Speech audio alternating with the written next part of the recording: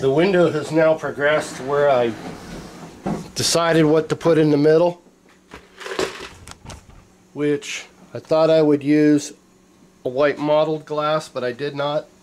I decided to use a Spectrum. It's a real light mauve, even though on this board it appears pretty dark.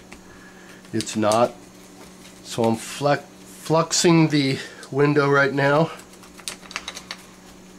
Sometimes you need to tack solder your window if you have pieces that are going to move around, if you like the accuracy that you're creating. I tack soldered this here, this one here, this one here. You can tack solder as you go, just so things stay in the place where you want them to be. I use steel wool to clean off my iron tip.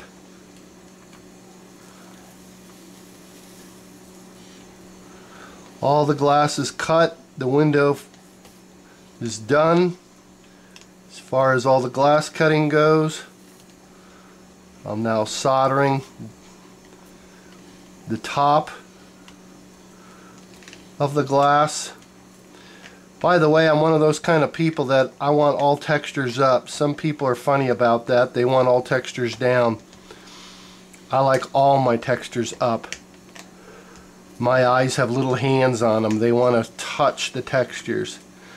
Most people actually do want to touch the textures, and they will feel the textures. I want my eyes to do the same thing, as though they're feeling the textures.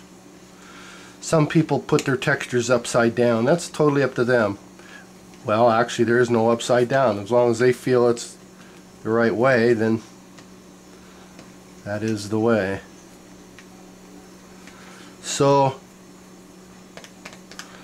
I'm making everything blend in now at this point. If I see anything in this soldering at this time, at this juncture, now is where I want to fix it, because I like, once I get done, I don't like to putz around, because that's your opportunity to break glass. So get whatever it is you're after.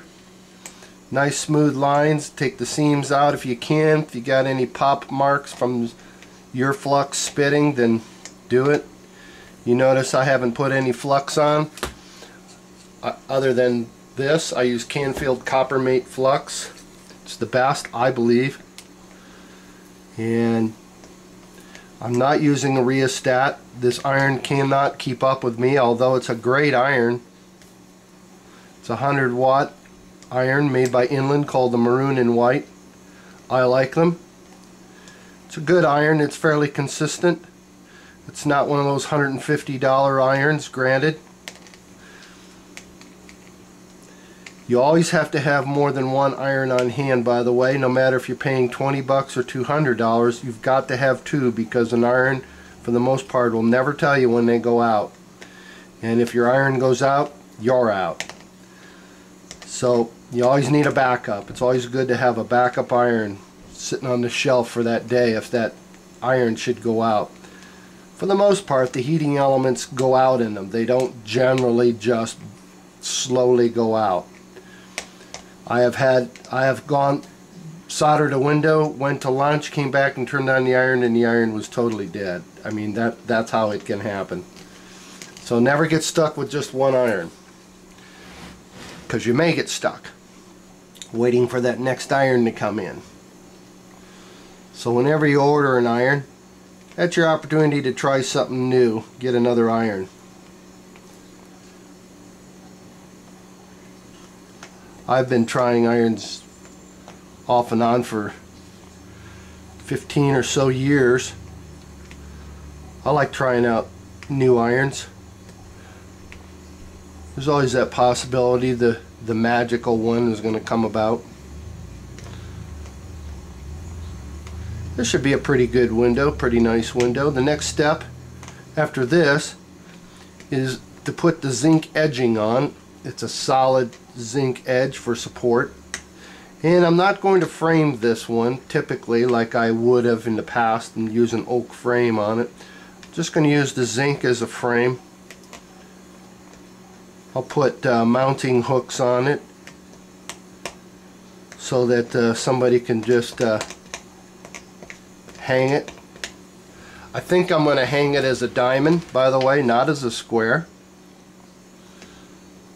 because it'll make the window appear bigger by doing it as a diamond, and most people wouldn't hang it or make it as a diamond, so that attracts me.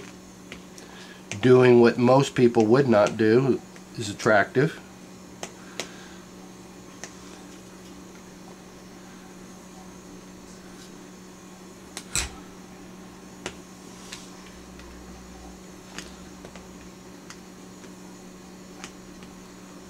These workboards are pretty handy. You can turn your board. I have not moved in my chair. Soldering, relaxing as I solder. If I solder, right now you see I'm soldering from the left to the right or top to the bottom to me. I like doing it that way. Works for me.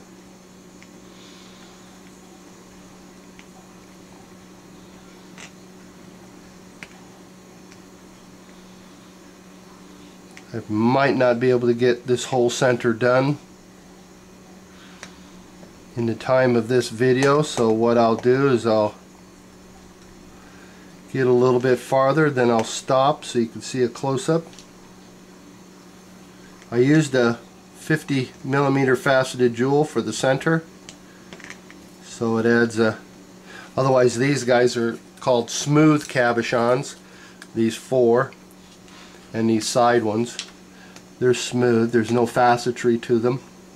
They're actually kind of neat. They're like the old hubcaps, they call them Moonies.